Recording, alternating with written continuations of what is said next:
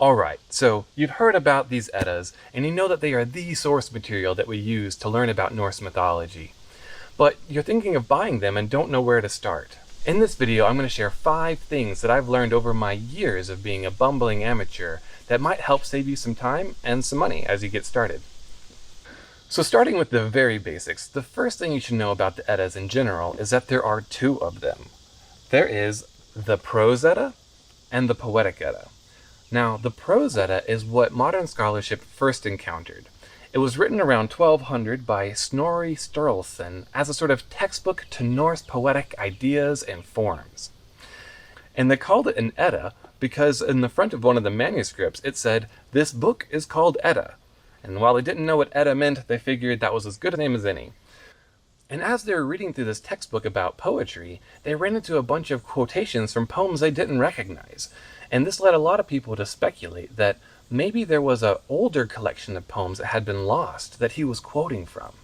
And it turns out they were right, because in the mid-1600s they found that manuscript, and it had a lot of the poems in it that were quoted in the Prose Edda.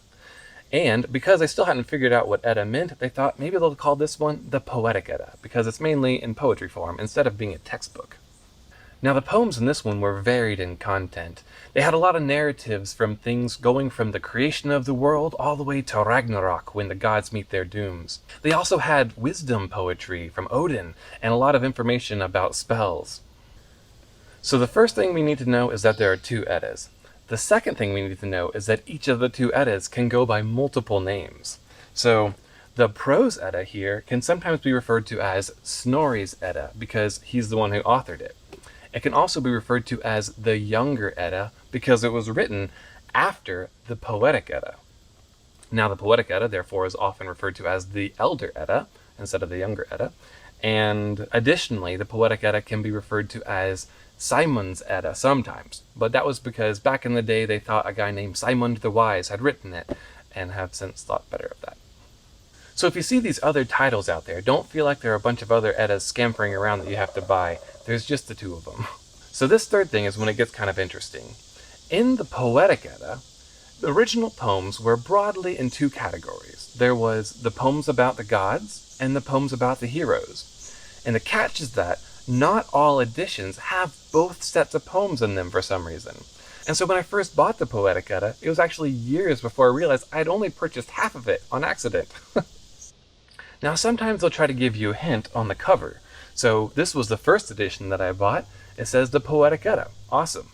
But it also says the heroic poems. Now, being young and innocent as I was, I took that to mean that the poems inside this were vaguely heroic, and I thought that was great.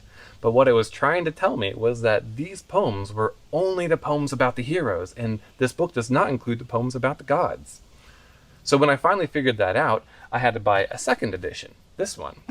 And you'll note that though this is the poems about the gods, and only the poems about the gods, it doesn't say that anywhere on the cover. So this one doesn't even give you an indication. It does, however, put all 3 names of the Poetic Edda on there. You have the Poetic Edda, the Elder Edda, and Simon's Edda all on there. So since the covers aren't reliable for telling you about which poems are included in the edition that you're looking at, and you can't always go read the introduction, I find the quickest way to tell which poems are included is to look at the table of contents. And you don't even need to know the titles on the table of contents, but just count the chapters. If you have about 20 chapters, you're probably looking at the poems only about the heroes. If you have 15 chapters or so, you're probably looking at the poems only about the gods. If your edition has about 35 chapters in it, then you probably got both of them. But as long as you're in those ballparks, you should know what you're working with. Also, don't be too alarmed if the titles of your editions don't match up, because they often translate them differently, and sometimes even put them in different orders in different editions. Now the number of chapters could fluctuate because the actual manuscript that a lot of these are pulled from, the Codex Regius, only has 29 poems in it instead of like 35-ish, but they have found other poems that they thought were fitting to put in there with them, and so different editions can add different amounts of other poems there. So I think the number of chapters might be the quickest way to tell what you've got. Now the fourth thing you need to be aware of is that the age of the translation matters, and of course this goes for any other translations as well. But because the Eddas have been translated for so many years, There are a lot of translations that are in the public domain and therefore free, and you might be tempted to get them. Be aware that these will be using older style English. Now, this drew me to them at first because I like that older style English, but it could be off-putting for some. So if you want clarity and ease of reading, consider shelling out the money for a newer translation. I'll give you an example here from the Poetic Edda. So this one is Olive Bray's 1908 translation. And I'll read you a passage that is essentially a proverb by Odin. He says, "Long is the round to a false friend leading, e'en if he dwell on the way. But though far off fared, to a faithful friend straight are the roads and short." So that's the older version. Now if I go and switch to Jackson Crawford's 2015 translation, he translates that same passage as, "It is a long and crooked walk to a bad friend, even if he lives nearby. But it's an easy road to a good friend, no matter how long the journey." Which I think is great. I like them both, but I gotta say that Jackson Crawford's is a bit more clear, of course. So keep your language preferences in mind as you look at different translations.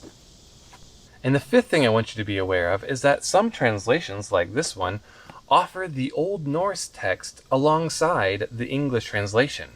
And that can be really great if, like Tolkien, you want to be inspired by the original text. And you can do that if you're good at language studies, or if, like me, you enjoy helplessly floundering around as you try to reverse engineer the language. So if either of those are your cup of tea, consider getting one with Facing Old Norse, because it's really fun to play with. And if you want to do that, it might be good to pick up an Old Norse or Old Icelandic dictionary.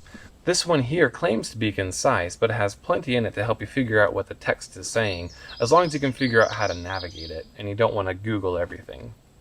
As a side note, I'm pretty sure that the gameplay scripts from God of War were taken haphazardly straight out of this edition.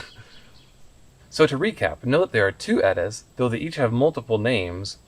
Know that you should probably check the table of contents to be sure of what you're getting. Consider the age of the translation that you want to have, and also consider whether or not you want to have the Old Norse text included. So that should help you get started. Good luck, and I hope this was helpful and maybe saved you some time and money. See ya.